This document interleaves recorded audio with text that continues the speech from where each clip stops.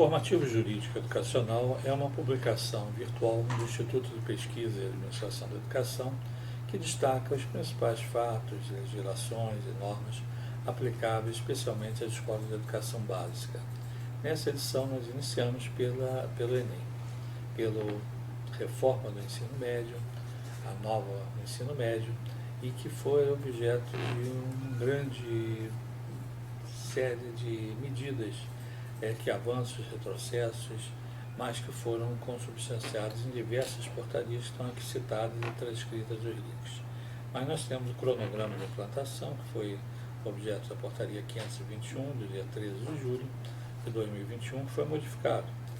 Em dezembro, tivemos a portaria 575, que estabeleceu, ainda no governo passado, um novo plano, mas em março desse ano tivemos 4 portarias estabelecidas pelo novo MEC, a 397, a 399, a 408 e a portaria 116, estabelecendo mudanças no cronograma.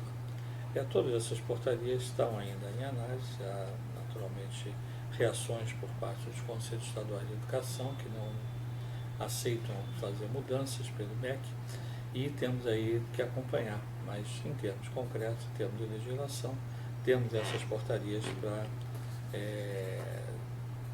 estabelecer os critérios definidos pelo Ministério da Educação.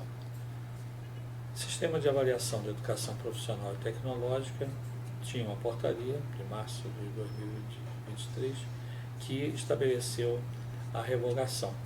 Então, ou seja, tinha um grupo de trabalho sobre o sistema de avaliação da educação profissional e tecnológica. Como tem no SINAI, no ensino superior, teria um outro. Mas o ministro atual resolveu extinguir e esse grupo de trabalho, e vamos esperar para ver o que vai acontecer. Temos 2 orientações técnicas do Instituto que disponibilizamos nessa edição. Uma é sobre controle de frequência em atividades não presenciais e a segunda, aproveitamento do estudo no ensino médio. Então temos aí orientações do IPAE para as escolas de educação básica nesses 2 tópicos. Destacamos também nessa edição, nessa primeira parte do Informativo Jurídico Educacional, os dados das 3 secretarias que têm uma atuação mais direta na área da educação básica. A própria Secretaria de Educação Básica, a Secretaria de Educação Profissional e Tecnológica e a Secretaria de Educação Continuada, Alfabetização de Jovens e Adultos, Diversidade e Inclusão. São 3 órgãos do Ministério da Educação que trazem referência direta em programas, especificação, nomes de pessoas ligadas ao setor da educação básica. E por essa razão, citamos nessa primeira parte do nosso informativo jurídico educacional. Nós temos um segundo bloco com as matérias mais de caráter coletivo da educação brasileira.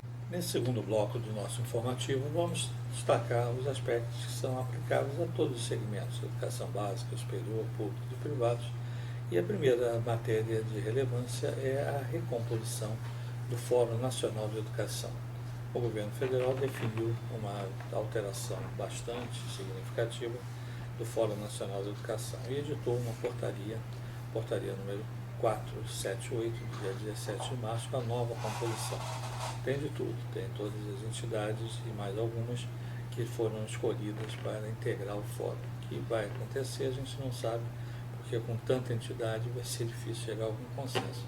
Mas ainda mais entidades bastante diversas em termos de linhas de ação. Mas é a recomposição, é o governo estabelecendo esse pluralismo amplo de participação, e vamos sentindo realmente o que vai acontecer pela frente com o Fórum Nacional de Educação. Tivemos censo escolar, panorama sobre diretores e docentes. O censo fez um trabalho, o censo é feito pelo INEP, e mostrou um panorama sobre diretores e docentes. E esse é um aspecto interessante, uma notícia interessante, que mostra realmente o panorama, até as predominâncias, as tendências, e vale a pena ser analisado o conteúdo dessa matéria. Também tivemos a política da melhoria da formação inicial dos professores, foi a criação de um grupo de trabalho pela portaria 587. Então teremos mais um grupo de trabalho sobre a formação inicial dos professores. Um assunto antigo, mas que é interessante, é o programa FINEP Educação, as linhas de fomento para inovações, que existem ainda, foram editadas há algum tempo atrás, mas continuam no site da FINEP, recursos disponíveis para as instituições de ensino buscarem aspectos de inovação. No âmbito da Câmara dos Deputados, tivemos a composição, da nova composição, da Comissão de Educação, que envolve educação, cultura e desportos. Então, no Senado Federal, temos essa composição com as 3 áreas reunidas numa única comissão e temos todos os presidentes e os membros devidamente nominados com mandatos de 2 anos. Já na Câmara dos Deputados tivemos também a recomposição, mas o mandato é de 1 ano só. E tivemos a eleição do presidente e dos membros escolhidos pelos partidos. Temos aí a composição plena, então, da Comissão de Educação, Cultura e Esporte do Senado e Comissão de Educação da Câmara dos Deputados. Tivemos também uma outra medida provisória, medida provisória 1165, dia 20 de março, de Estratégia Nacional de Formação de Especialistas para a área de saúde no programa do Mais Médicos. É um retorno do Mais Médico, mas não muito esclarecido ainda os próximos passos, mas a medida provisória será analisada pelo Congresso Nacional, mas já está em vigor, porque a medida provisória, uma vez publicada, ela passa a vigorar imediatamente. Tivemos também um outro decreto 11.453, do dia 23 de março, mecanismo de fomento do sistema de financiamento à cultura. Embora não seja diretamente ligado à educação, mas tem muita coisa que pode ser utilizada pelas instituições de educação. Então vale a pena você acompanhar. É um decreto extenso, mas que vale a pena verificar as oportunidades que surgem para as instituições. Colocamos também nessa edição a certificação das entidades beneficentes de assistência social na área de educação. Então, tem um link por parte do Ministério da Educação que estabelece essas oportunidades de acesso, cadastramento, etc. Destacamos também nessa edição os principais órgãos de interesse coletivo da educação: Gabinete de Ministros, Secretaria Executiva. São 2 órgãos que, independente de área, então nós temos Secretaria de Educação Básica, Secretaria de Educação Superior, temos Secretaria de Articulação, mas Gabinete de Ministros e Secretaria Executiva se aplicam a todos. E temos aí realmente a composição e tudo isso definido. Entrando no último conjunto, que é o Conselho Nacional de Educação, tivemos a reunião de março, com a pauta pequena, foi reunião presencial, realizada dentro do calendário normalmente.